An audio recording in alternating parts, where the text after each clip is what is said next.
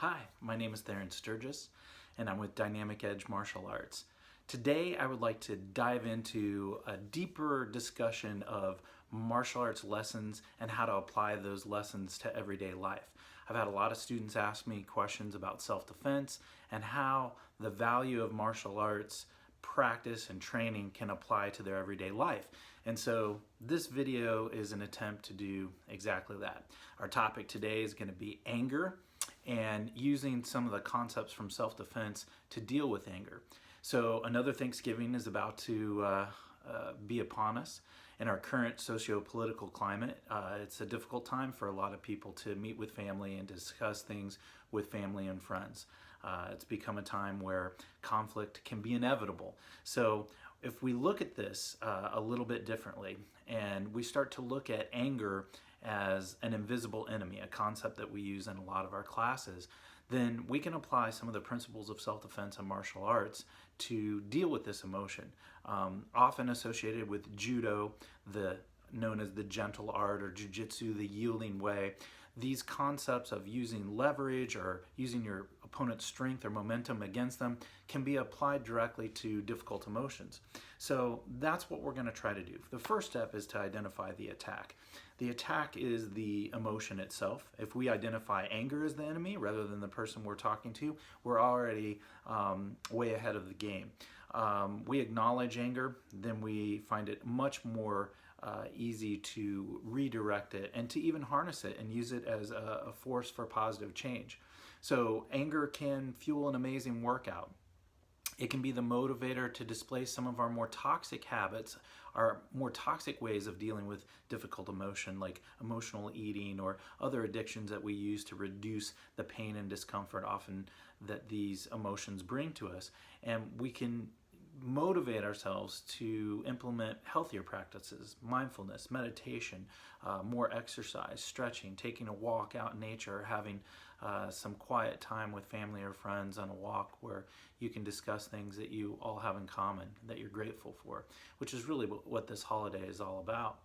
So if we can be aware of our enemy, anger, its strength and power to overwhelm us, then we can realize that what we say and what we do under the influence of this powerful state of mind is often in opposition to who we are at our core and our core values.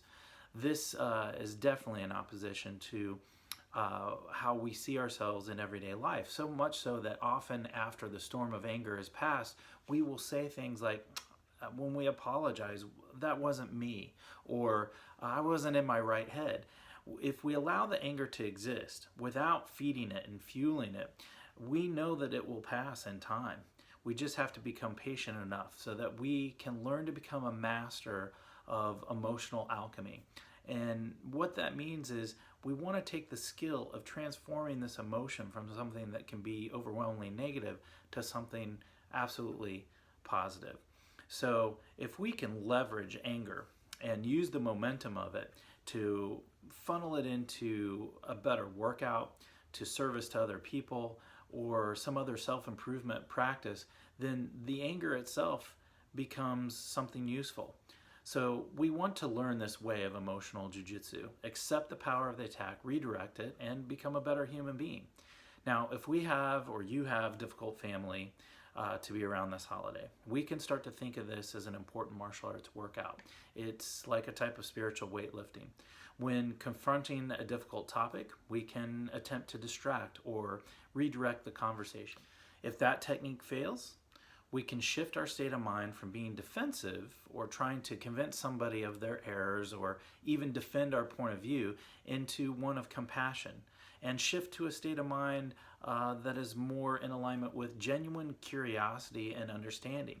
By seeking understanding, we can look to truly discover why someone feels the way they feel, why they believe the way they do, not as an interrogation, but as a practice of genuine curiosity, as a practice of genuinely trying to seek understanding. Our difficulty in defending our positions and sometimes getting into debates, and this is something that I've dealt with, I feel very passionately about many things in life, and I sometimes find it very difficult when somebody doesn't either share my passion or they're in direct opposition against it. So the tendency sometimes is to come out more like we do when we're kickboxing or in karate and meet punch with punch and kick with kick.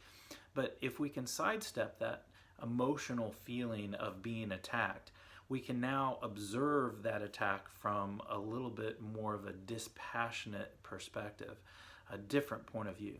Slip the punch, step to the side, redirect your opponent's momentum rather than just confronting it and trying to defeat them with a type of verbal karate. So the ultimate goal here is to take these lessons that we learn in self-defense and in martial arts practice and combat sports and not just be a champion on the mat, but we want to be a champion in life.